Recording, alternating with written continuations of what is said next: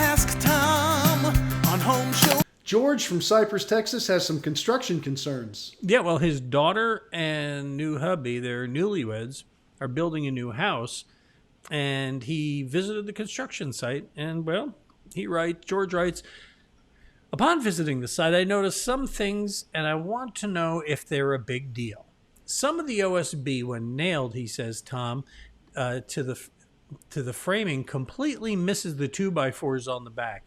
And some of the 2x4 cross members inside the framing were not nailed, missing completely. And there was a gap between some of the OSB where the OSB would meet. He says on the outside, here, I got a picture of this one. On the outside, there's something that looked like sheetrock, but was twice as thick as the interior sheetrock. And I wouldn't think that could get wet, but it's been raining all day. He says, what do you think, Tom? Is this a problem? I can't see the whole project, so I'm going to try to break it down from what I can tell from this question and the pictures. The first thing, real quickly on the OSB, yes, it should be nailed into the studs. Pretty simple. Yeah. Now, if they missed a few and they go back and they hit the nails next to it and those things are sticking in the wall, unless you stick your hand in there, probably not a big deal. But they go so fast. And the whole idea behind your sheathing, which OSB is okay, plywood is better. And I would tell you, if you were building in windstorm area, Galveston County or something, and the inspectors came by and saw those nails and they pushed on it and they didn't nail next to it to get it secure, they would fail. They would have the guys go back and re-nail all the sheathing, because that's your wind structure. That's what's holding the place together as far as the OSB goes. So that's why it's used. And yes, I would want the nails to go into the framing. I think just takes a little less hurriness. Just take your time a little bit. You'll still get the job done, and they're just swinging that nail gun way too much, which is a problem. So that's going to be between you and them. Now I'm looking at this other picture with this. It is a gypsum of some kind, and then you have this other unfamiliar sheathing. I see a word logic on there. I'm not sure what logic is, but that's the only thing I can really read. Yeah. But what bothers me is we're talking about now, and this looks like sheathing also, by the way, we're talking about a gypsum, we're talking about some kind of strange logic board, and then we're talking about OSB board. And I'm just wondering, and I've seen this a couple times lately, that because of it's so hard to get construction materials, guys are just mixing and matching garbage and creating really lousy homes. Now, I'm not saying they did that with you because I don't know enough about it, but I'm uncomfortable from what I've seen on this. A sheathing, if you use OSB, we'll just use that as an example, should be the entire house.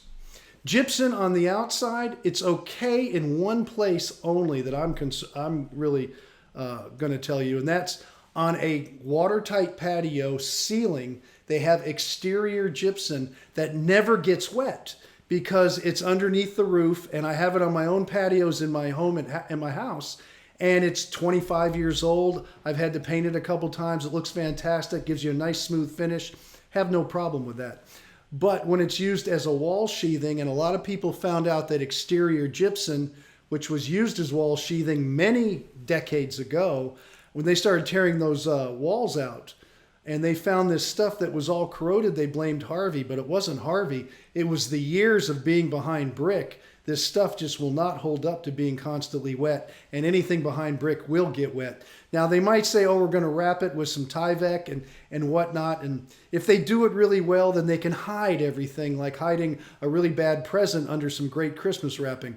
But I still don't think it's a sound way to do it. So I'm not comfortable with what you're saying. I would have concerns too. I don't have any more than to tell you that maybe you should have some concerns, but I'm not comfortable for what I see or hear. No, I totally missed the idea that they're mixing and matching. Sounds like a horror story, what you're describing, that people are mixing and matching just to complete the sheathing on a house. Tom, what recourse do you have as if you're building a home and you see something like this going on? What do you do next? One of the things that I've noticed with production builders who are building, neighborhoods, there's 5 builders in there and they're all just rocking along. And believe me, they can't build them fast enough. They're selling them. And what they're doing is they're just moving every scrap of material down the line. And I've noticed this lately because I have a friend that just built a house like that. And boy, was he upset about some of the stuff they did. And he was pretty stern about it and got most of it fixed from what I know, but it still didn't meet my standards, and I didn't want to push it too hard with him. But as far as that goes, I'm seeing them do that. And when they want to keep the jobs running, they'll just take whatever material they have. And if it's sheathing, it's sheathing, but it's not the same sheathing. If it's wood off another job and it's been sitting out in the rain, they'll still use it. And you can't blame them for wanting to use everything, but at the same time, mixing and matching different materials, it's not a way I would ever build a house for anybody, including myself. But what do you do if you catch this happening? What can you do? If it's a production builder, not much. They're going to say, hey, take it or leave it. You don't want it, walk away, you lose your deposit. That's literally what will happen today because nobody's going to do anything.